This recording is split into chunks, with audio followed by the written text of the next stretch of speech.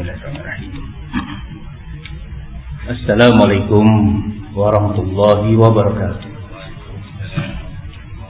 Bismillahirrahmanirrahim. Alhamdulillahirabbil alamin. Nahmaduhu wa nasta'inuhu wa nastaghfiruh. Wa na'udzu billahi min shururi anfusina wa sayyiati a'malina. May yahdihillahu fala mudilla lahu wa may yudlil fala hadiya lahu. Asyhadu an la ilaha illallah wa la syarika lah. Wa asyhadu anna Muhammadan abduhu wa rasuluh. Arsalahu bil huda wa dinil haqq liyuzhirahu 'ala dini kullihi wa law kariha musyrikun. Qala rabbi shrah li sadri wa yassir li amri wa hlul 'uqdatam min lisani yafqahu qawli. Shadaqallahu al-azim. Wa amma ba'd. Yang berbahagia para jemaah, khususnya tuan imam dan juga pegawai masjid, hadirin hadirat yang dirahmati Allah sekalian, syukurkan Allah Subhanahu wa taala di atas hidayah dan taufiknya. Maka pada pagi yang berbahagia ini kita diperkenankan untuk sama-sama hadir dan beriktikaf di masjid yang mulia ini, semata-mata untuk menunaikan tuntutan daripada Allah Subhanahu wa taala dalam melaksanakan titah perintahnya yang bertepatan pada pagi hari ini, pada tengah hari ini, merupakan hari Sayyidul Ayyam, yaitu hari Jumaat yang telah ditetapkan kepada umat Islam untuk melebihkan penumpuan ibadah kepada Allah Subhanahu wa taala. Jika dibandingkan dengan hari-hari yang lain, kita juga melakukan ibadah, tetapi pada hari Jumaat yang mulia ini kita lebihkan ibadah kita, ibadah secara khusus, dan ditekankan dalam riwayat, dalam huraian menetapkan bahawa Jumaat itu adalah sebagai penghususan kepada umat Islam untuk melebihkan ibadah kepada Allah Subhanahu wa taala. Wa qad syara'allahu li kulli ummatin yawman fil usbu' yatafarraguna fihi wa yahlau an istighalid dunya lil ibadah wa dzalika yaumul jumu'ah. Antara maksudnya telah ditetapkan kepada semua umat yang mempunyai agama masing-masing, telah ditetapkan dalam satu minggu, satu hari secara khusus, lebih berbanding dengan hari-hari yang lain.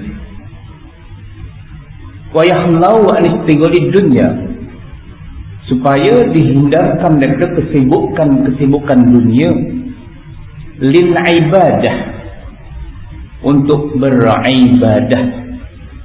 Wa zalika yaumul jumu'ah, yang demikian itu ialah hari Jumaat. Bukan artinya pada hari yang lain tidak melakukan ibadah, tetapi pada hari Jumaat merupakan hari kebesaran mingguan yang perlu dilebihkan ibadahnya kepada Allah Subhanahu wa taala. Sebab itu diwajibkan solat Jumat itu pada hari Jumaat dalam satu minggu, untuk menunjukkan lebihnya ibadah berbanding dengan hari-hari yang lain. Dengan arti kata lain, tuan-tuan dan puan-puan sekalian, supaya hari Jumat ini tidak dilekakan dengan kesibukan dunia. Wa yahlau an istighalid dunya, hindarkan daripada kesibukan dunia untuk mencari harta ataupun perkara-perkara penghidupan di dunia ini, supaya lebihkan untuk ibadah khusus. Kita tidak menafikan bahawa mencari rezeki itu bukan ibadah, tidak dinafikan, bahkan ia juga merupakan ibadah. Tetapi ibadah yang dimaksudkan di sini ialah ibadah secara khusus, lebihkan kepada khusus supaya ia menjadi bukti bahawa kita telah melaksanakan syariat yang ditetapkan oleh Allah Subhanahu wa taala. Fa idza qudiyatis shalah fantasiru fil ardh. Apabila telah selesai melaksanakan tuntutan ibadah itu, khususnya solat Jumat itu, barulah kelebihan-kelebihan Jumat itu akan mengurang, akan menurun. Maka waktu itulah kita barulah memberi penumpuan untuk mencari rezeki, meneruskan untuk mencari rezeki. Maknanya tidak dinafikan bahawa mencari rezeki itu ibadah, tidak dinafikan. Bahkan disuruh, disarankan, digalakkan supaya kita menjadi orang yang tidak meminta. Tetapi di sini ibadah secara khusus ialah ibadah yang dituntut pada hari Jumaat dan pada malam-malam, supaya tidak leka untuk mencari, mengumpul harta, sedangkan hari-hari yang lain kita telah memberi penumpuan yang lebih berbanding dengan hari Jumat ini. Tuan-tuan dan puan sekalian, disebut dalam Al-Quran di sana firman Allah Subhanahu wa taala, a'udzubillahi minasyaitonir rajim, alhaakumut takatsur hatta zurtumul maqabir kalla sawfa ta'lamun thumma kalla sawfa ta'lamun. Sadaqallahu. Ayat yang demikian tadi menjelaskan kepada kita juga bahawa peringatan Allah Subhanahu wa taala kepada hamba-Nya supaya kita tidak leka. Alhaakumut takatsur, jangan kamu leka. Menunjukkan bahawa manusia ni sering leka, cuai. Alhaakumut takatsur, kerana membanyakkan mencari kelebihan dunia, dalam arti kata lain mencari harta, sehingga lalai manusia. Takatsur, mengumpul-ngumpulkan harta, sehingga lalai untuk mengingat manusia. Sebab itu diberi penumpuan khusus supaya lebih ibadah dalam satu minggu, hanya satu hari je untuk dilebihkan. Yang lain beribadah secara yang sederhana, walaupun digalakkan lebih, tetapi lebihkan lagi pada hari Jumat. Dalam satu minggu je. Yang lain kita dah sibuk dengan mencari dunia, walaupun di samping kita mencari dunia, tetapi kita juga beribadah. Tetapi khususnya sekali hari Jumaat kita lebihkan sedikit. Sebab itu disebutkan di situ la tarawunnal jahim. Sebelum itu diperingatkan kalla saufa ta'lamun, kalla, jangan sekali-kali, pasti kamu akan lihat. Kemudian nanti saufa ta'lamun, kamu akan tahu akibatnya jika kita melebihkan dunia berbanding dengan ibadah kepada Allah pada hari-hari yang dikhususkan ini khususnya. Jadi tuan-tuan dan puan-puan sekalian, dalam penekanan ibadah di sini, apa yang harus kita lihat kita sama-sama ialah penghayatan ibadah kita, supaya kita dapat menghayatinya dengan penuh penghayatan, sehingga kita merasakan satu nikmat. Bila kita melakukan ibadah itu nikmat, seronok untuk melakukannya. Itulah penghayatan itu yang dikatakan sebagai roh dalam ibadah. Ramai orang melakukan ibadah, dan ibadah itu telah diperkatakan, dipersoalkan oleh para sahabat terhadap Rasulullah Sallallahu Alaihi Wasallam, menyatakan bahawa seseorang itu telah melakukan ibadah, tetapi mengapa mereka itu juga melakukan perkara-perkara yang dilarang? Lantas Rasulullah Sallallahu Alaihi Wasallam menjelaskan di sana beberapa kemungkinan berlaku. Antaranya mungkin ibadah itu tidak dilakukannya, tidak dilaksanakan, tidak diamalkan dengan sepenuh hati. Maknanya tidak sampai ke dalam hati. Dalam arti kata lain, tidak dapat dihayati dengan sepenuh hati. Maka orang itu beribadah. Di samping itu, perkara yang dilarang juga dilakukan. Pertama. Yang kedua, kemungkinan cara melaksanakan ibadah itu tidak mengikut bagaimana yang ditetapkan. Kemungkinan juga melakukan ibadah tetapi bukan semata-mata kerana Allah Subhanahu wa taala. Memang kita perkatakan beribadah kepada Allah, tetapi hatinya tidak menumpu sepenuh hati kepada Allah Subhanahu wa taala. Sedangkan kita telah berjanji dengannya, inna salati wa nusuki wa mahyaya wa mamati lillahi rabbil alamin. Tetapi pastinya dia tidak begitu.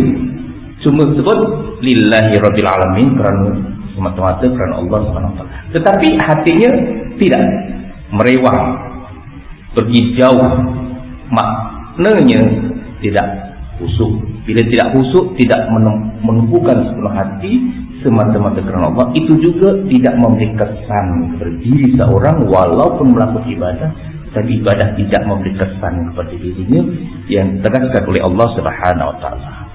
Inna salata tanha 'anil fahsya'i wal munkar. Sesungguhnya sembahyang itu otomatis akan mencegah perbuatan keji dan munkar. Tetapi orang yang demikian tadi sembahyang, tetapi perkara-perkara yang agak senang untuk dilakukan dalam bentuk-bentuk yang dilarang juga dilakukan. Maknanya tidak memberi kesan. Disebabkan perkara-perkara yang disebutkan tadilah. Jadi antara langkah-langkah untuk memperoleh ibadah yang kita lakukan itu supaya ianya benar-benar memberi kesan, pastinya disebut juga di sana. Kita lakukan ibadah dengan sepenuh hati dan khusyuk. Qad aflahal mu'minuna alladzina hum fi salatihim khashi'un.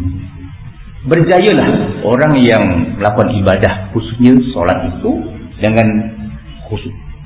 Maksud khusyuk ini bukan hanya dia khusyuk dalam solatnya, bahkan melakukannya itu penuh ketakwaan, penuh dengan penuh perasaan, sehingga ianya merasakan nikmat ibadah, dan akhirnya dia setelah ibadah dia akan melakukannya lagi tanpa apa-apa halangan, tanpa apa-apa kelalaian dari segi lalai waktunya, lalai melakukannya, dalam masa melakukan juga tidak lalai hatinya hingga masuk ke dalam hati sembari. Disitulah datangnya penghayatan. Disinilah nilainya ibadah yang dilakukan.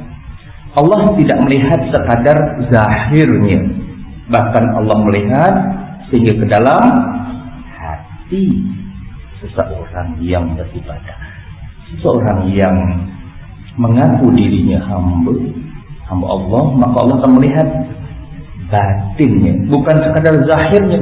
Maknanya kalau melakukan ibadah, contoh tuan-tuan dan puan sekalian, mengambil air sembahyang, contoh saja perkara yang mudah. Kalau cukup syarat dan rukun wudhu itu, maka sah dan sahlah solatnya. So, wudhu itu adalah anak kunci kepada solat. Bila sebut solat, segala ibadah-ibadah yang dilakukan itu tertumpu pada solat, kerana solat itu tiang agama. Maka wudhu itu adalah anak kuncinya.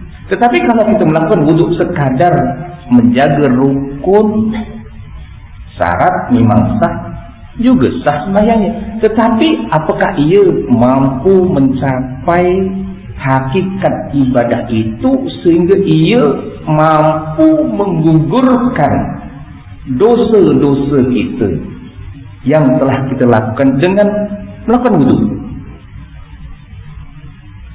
Maksud saya, Kalau seseorang melakukan wudhu sekadar cukup syarat memang sah, tetapi apakah wudhu yang kita lakukan tadi mampu menggugurkan dosa-dosa yang telah kita lakukan? Di situ dilihat sejauh mana penghayatan wudhu yang kita lakukan masuk ke dalam hati, barulah ianya memberi kesan kepada orang yang melakukan wudhu. Contoh saja, apabila kita membasuh tangan, contohnya tuan-tuan, membasuh tangan sekadar cukup syarat rukun memang sahlah. Baru basuh tangan, belum sampai ke siku, baru sampai ke pergelangan tangan yang sunat.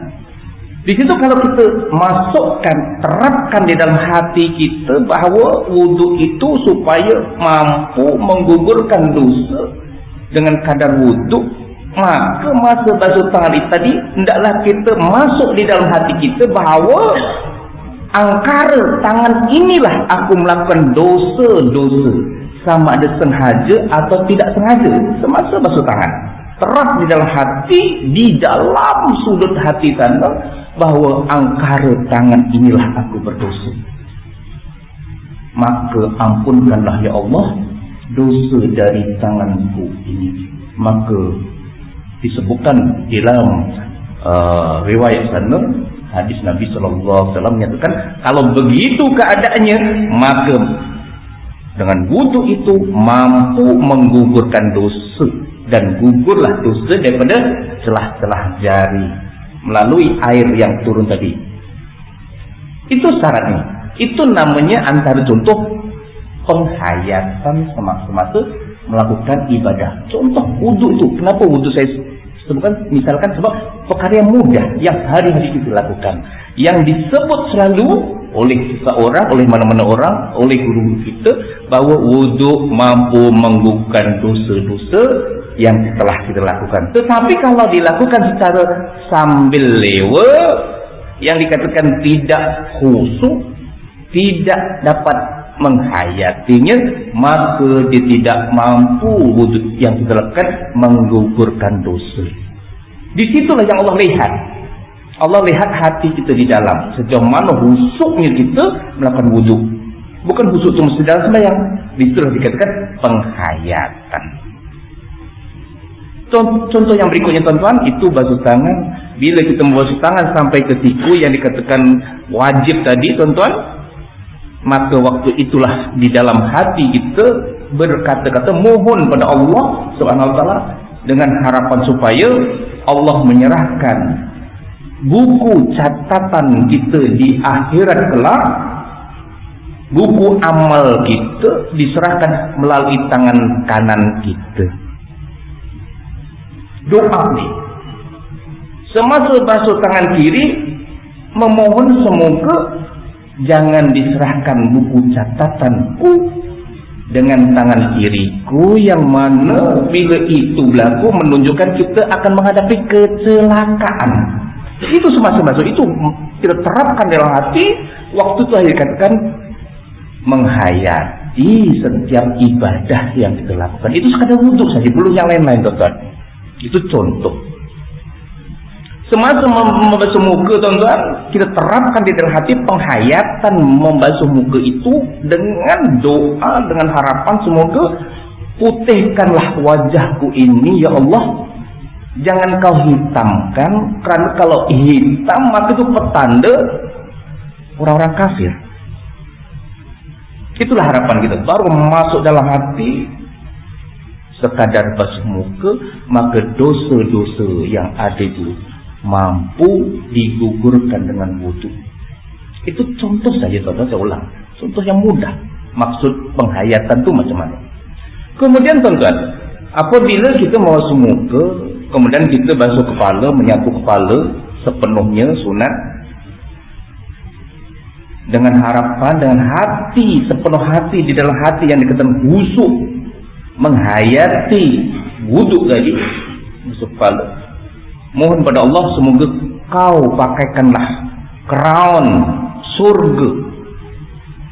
Setiap orang yang masuk surga menurut riwayatnya akan dipakaikan pakaian mahligai surga, crown surga, baju surga, baru layak masuk surga.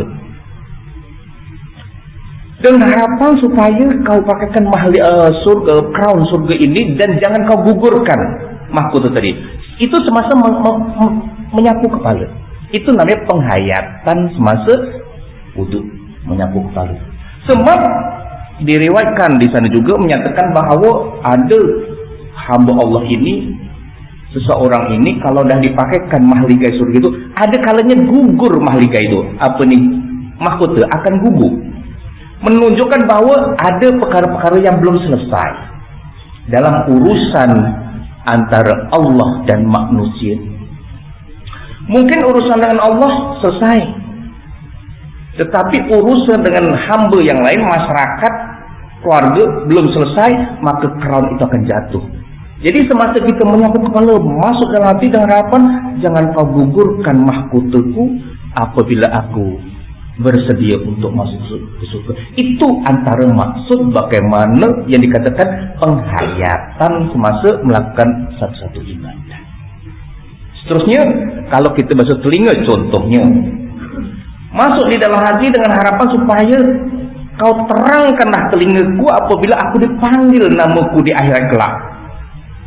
Basuh kiri, jangan kau tulikan telingaku, karena apabila tuli tak dengar, kita akan ditinggal, akan diseru nama orang lain.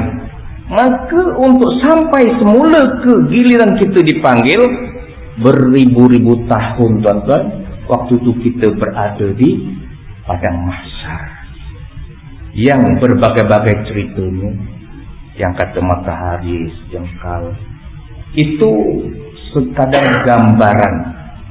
Ada orang relax, tak ada apa masalah.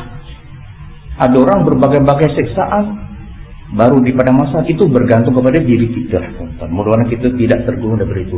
Dan akhirnya sekali contoh saja, wudhu tadi sebagai penghayatan beribadah, semasa basuh kaki, wasabbit aqdamana, kekalkanlah kakiku ini semasa aku meniti sirat. Masa basuh wudhu tadi kaki, basuh kaki kanan, kekalkanlah tapak kakiku ini semasa meniti sirat mustaqim, semoga tidak digelincirkan masa basuh kaki kiri. Jangan kau gelincirkan kakiku ini lalu masuk ke dalam neraka semasa meniti sirat mustaqim. Itu dia punya maksud bagaimana wudhu itu mampu menggugurkan dosa-dosa yang telah kita lakukan, karena penghayatan di dalam sudut hati itu. Allah melihat apa yang di dalam hati selain daripada yang zahir. Zahir Allah tengok, tetapi bukan hanya sekadar zahir, tetapi di hati kita. Itu namanya penghayatan, dan dikatakan khusyuk semasa melakukan ibadah. Bukan hanya salat yang disebut al-hal mu'minun alladzina hum fi salatihim khashi'un.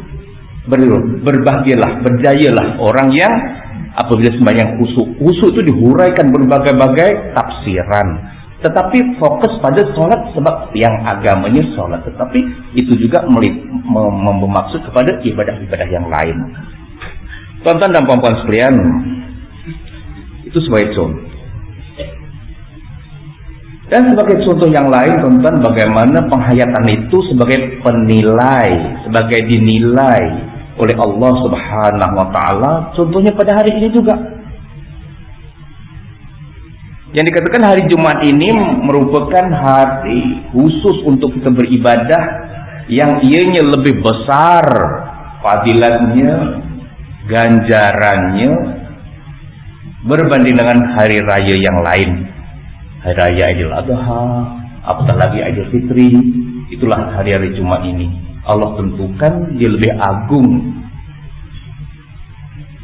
Sebab ditanya para sahabat, bertanya kepada Rasulullah SAW, jika diperkatakan bahawa hari Jumat itu lebih agung daripada hari raya kurban, apa bezanya? Hari raya kurban ada sembelih lembu dan kita berkorban harta, nyawa, tenaga untuk pergi ke haji, itu korban. Tetapi hari raya Jumaat, apa korbannya? Kata Rasulullah, li ta'jil ilal masjid badalan anil korban. Menyegerakan hadir ke masjid ini adalah ganti daripada korban. Tuan-tuan dah tidak maklum. Ini kita nak cari jalan bagaimana penghayatan agama, penghayatan ibadah itu sebagai penilaian terpenting oleh Allah Subhanahu wa taala dalam menilai seorang itu melakukan ta'abudnya kepada Allah Subhanahu wa taala. Telah diperkatakan dalam hadis di sana kebesaran, keagungan Jumat itu berbanding dengan hari yang lain sehingga difokuskan yahlau anistighali dunya, hindarkanlah kamu daripada kesibukan dunia, sebab Jumat itu telah dikhususkan bagi kita untuk menemukan sepenuhnya, bukan untuk agama orang lain, bukan. Sabda Rasulullah sallallahu alaihi wasallam, adallallahu anil jum'ati man kana qablina fa kana lil yahudi yaumus sabti wa kana lin nasara yaumul ahad faja'alallahu bina fahadanallahu li yaumil jum'ah. Antara maksudnya, rupa-rupanya hari Jumat ini menjadi rebutan di kalangan agama-agama terdahulu sebelum datangnya agama Islam yang kita pegang hari ini. Hari Jumat telah menjadi rebutan oleh orang Yahudi dan agama Nasrani. Nasrani ini Kristen yang sekarang ini. Apa yang direbut? Adallallah, Allah telah menutup, menyesatkan orang Yahudi dan Nasrani. Menyesatkan maksud menutup. Anil Jum'ah, hari Jumat itu ditutup daripada diketahui oleh orang Yahudi dan Nasrani. Ditutup, jangan sampai tahu. Kalau tahu memang akan diambil sebagai hari ibadah orang-orang Yahudi atau Nasrani. Sebab itu orang-orang Yahudi lil Yahudi fakana lil Yahudi yaumus sabti, maka dijumpa hari Sabtu.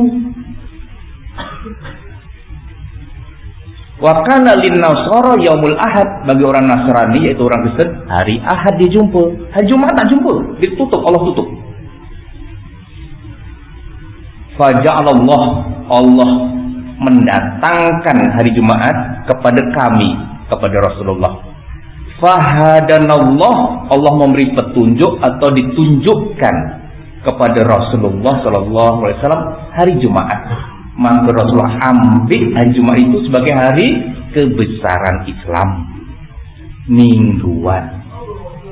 Itu yang dimaksudkan betapa besarnya Jumat, sehingga Allah tutup daripada diketahui oleh orang-orang selain daripada orang Islam.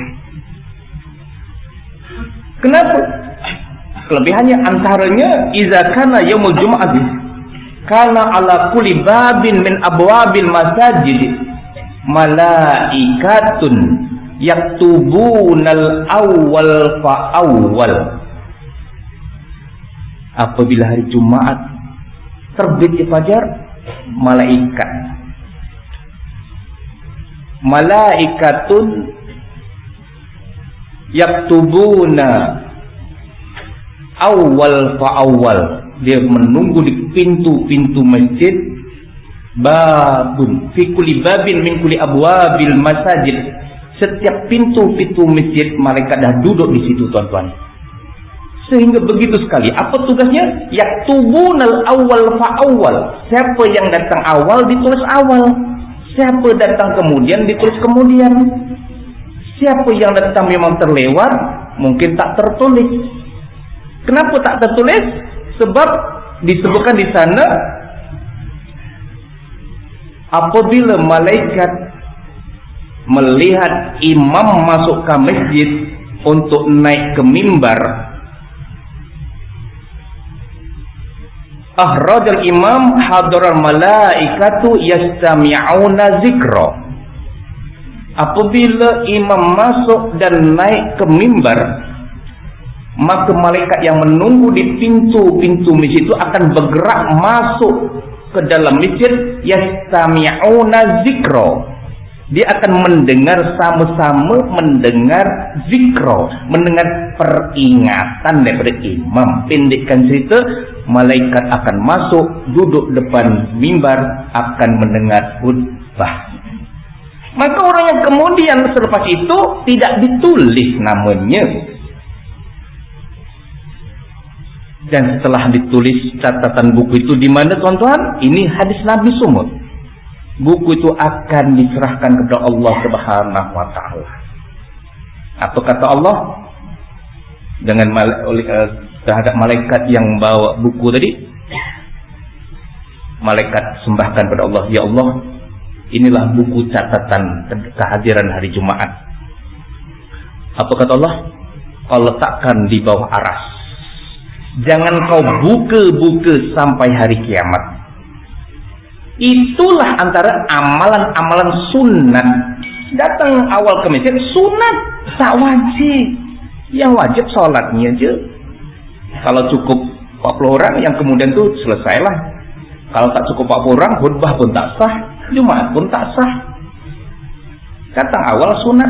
Tetapi karena sunat itu, maka dibuktikan antara kehadiran ke masjid tadi sunat, maka buku itu akan menjadi saksi bahwa kita telah mengikuti sunnah Rasulullah Sallallahu Alaihi Wasallam, dan itulah antara yang dilihat layak atau tidak kita mendapat syafaat Rasulullah Sallallahu Alaihi Wasallam. Sebab itu Allah kata, simpan buku itu di bawah aras, jangan kau buka-buka kecuali setelah hari kiamat nanti. Sebab nak dinilai.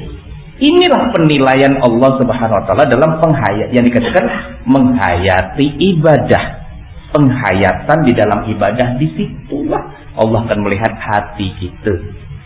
Sejauh mana khusyuknya kita, ingatnya kita dalam soal melakukan ibadah tadi. Tuan-tuan dan puan sekalian, mengapa hari Jumat itu betapa besarnya berbanding dengan hari yang lain, berbanding dengan hari Sabtu bagi orang Nasrani Yahudi, berbanding dengan hari Ahad berbanding bagi orang Nasrani. Kenapa hari Jumat sendiri ditutup oleh Allah untuk semata-mata diberikan kepada orang Islam ini? Sebab di sana fihi sa'atun la yuwafiqaha Abdul Muslim wa huwa qa'im yusalli wa yas'alullahu sayyi'an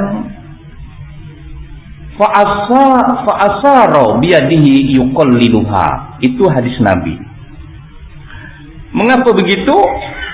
Disambung hadis yang lain, inna yaumal jum'ati wa lailatul jum'ah arba'atun wa isruna sa'ah laisa fiha sa'atun illa walillah fiha sittu mi'atin itkum minan nar kulluhum qad istajabu finnar.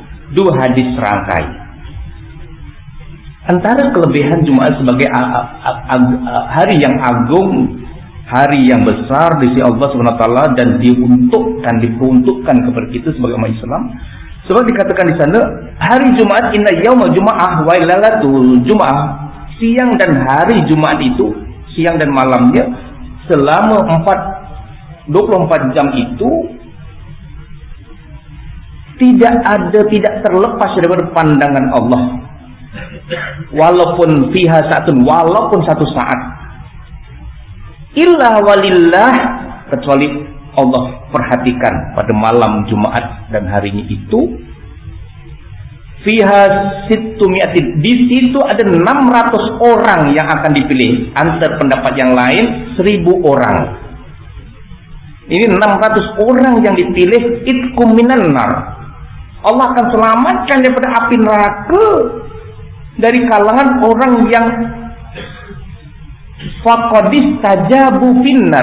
Sedangkan orang itu wajib masuk ke neraka, tetapi pada malam Jumat itu Allah akan selamatkan orang itu, itkum minan nar, daripada masuk ke dalam neraka. Diselamatkan. Tak ramai tuan-tuan pendapat menyatakan 600, ada pendapat yang lain 1000. Jadi pokok persoalannya hari Jumaat sangat agung. Kenapa? Antaranya Allah 24 jam Allah tidak terlepas. Memang pun Allah tidak terlepas pandangannya, tetapi ini untuk memberi faham kepada kita bahwa Allah melebihkan pandangan pada malam Jumaat dan harinya. Siapa yang dilihat? Hambanya, kalangan hamba yang itu Abdul Muslim, hamba Muslim, wahwa qaimun, yang itu bangun bila qaim ataupun qiyam.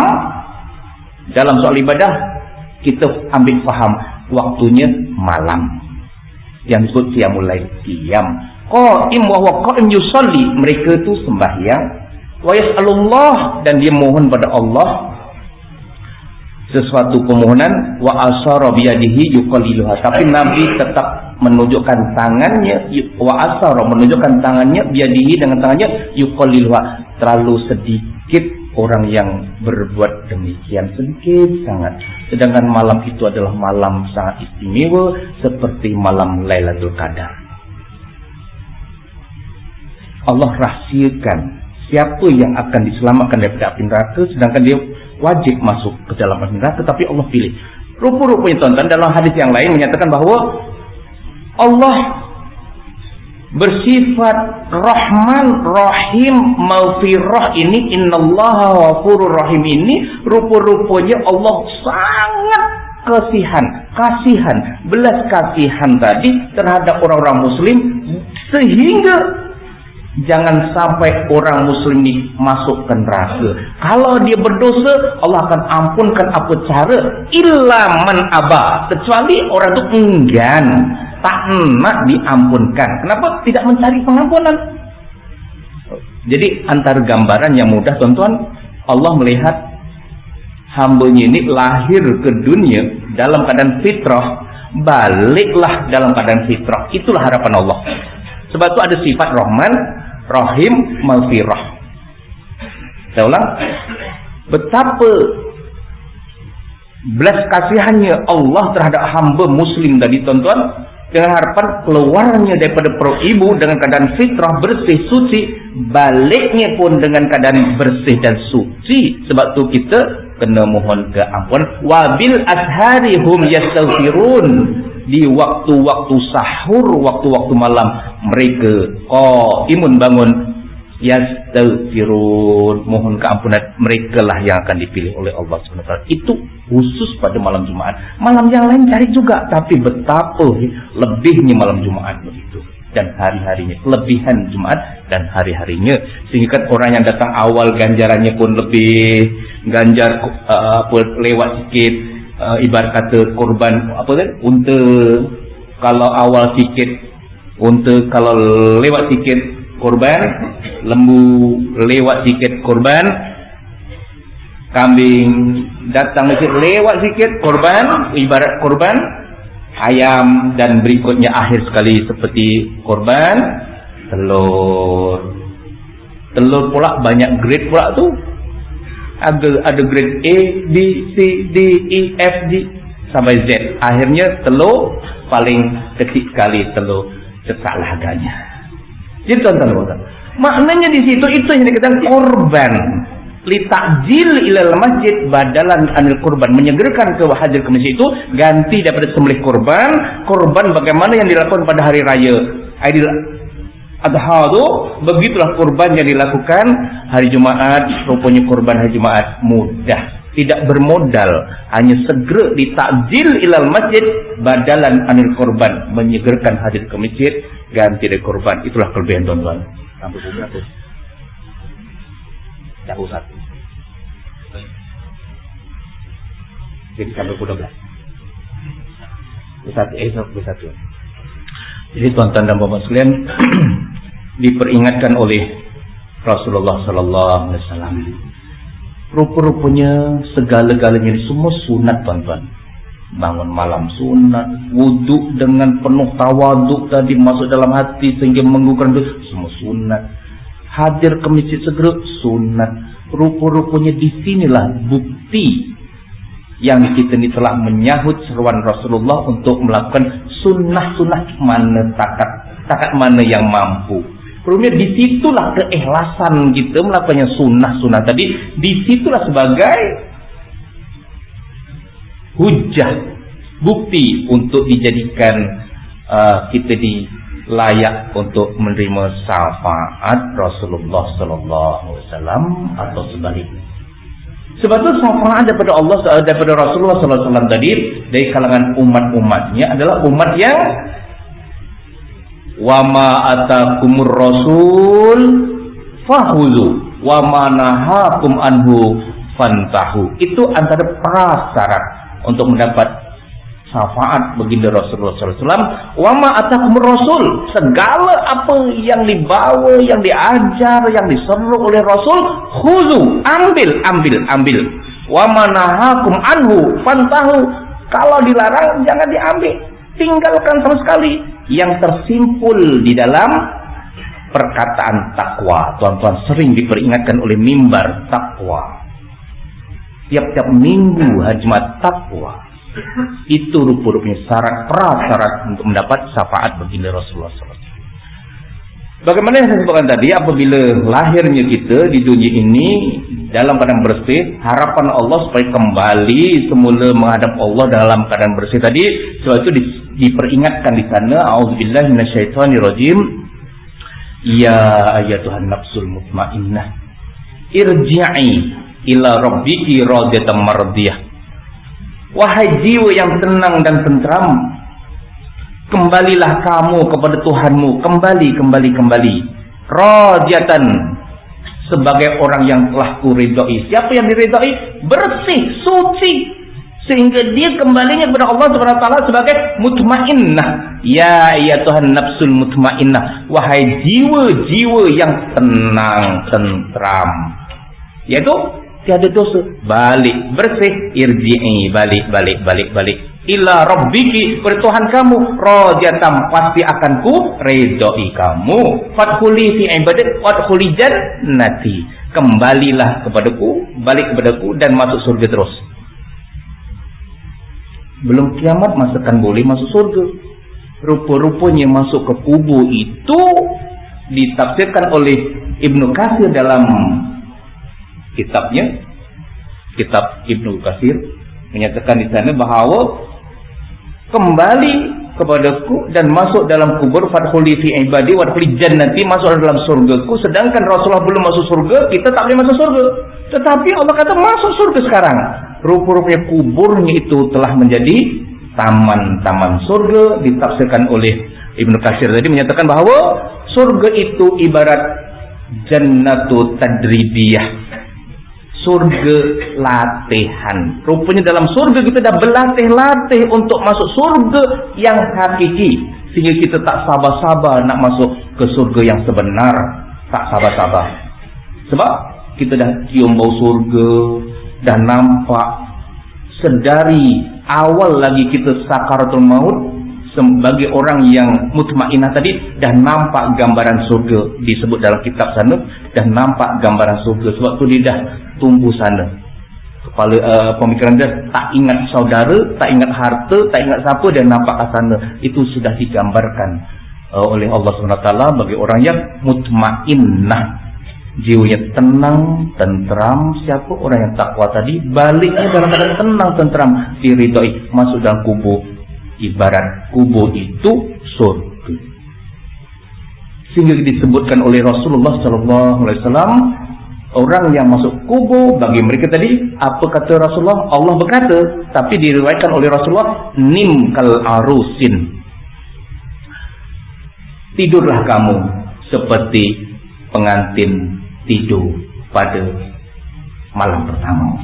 Itu banyak uraian, teman-teman. Tenang, tentram, selesa, seronok nak mendapat surga. Pengantin baru nak dapat nikmat dia lah. Itu gambaran, Rasulullah menggambarkan begitu. Selalu dipunya gambaran-gambaran orang yang cinta kepada Allah. Jadi orang yang pengantin baru cinta kepada pasangan, tapi cinta yang suci murni, semata-mata kerana Allah. Kalau pasangan juga suci murni cintanya, tidak pernah dinodai cintanya, begitulah. Tetapi kalau sudah ternoda, wallahu a'lam bishawab. Jadi tuan-tuan dan puan sekalian, masa kita dah terbatas, dah menghampiri waktu zuhur, maka setakat inilah yang dapat kita tazkirahkan sempena hari Jumaat inilah, untuk kita sama-sama membangunkan diri kita, hati kita, supaya kita dapat melakukan ibadah dengan sepenuh hati, penuh perasaan, penuh jiwa raga kita, sehingga dapat menghayati ibadah yang kita lakukan. Disitulah nilainya ibadah di sisi Allah Subhanahu wa taala. Aqlu qawli hadza, wassalamualaikum warahmatullahi wabarakatuh.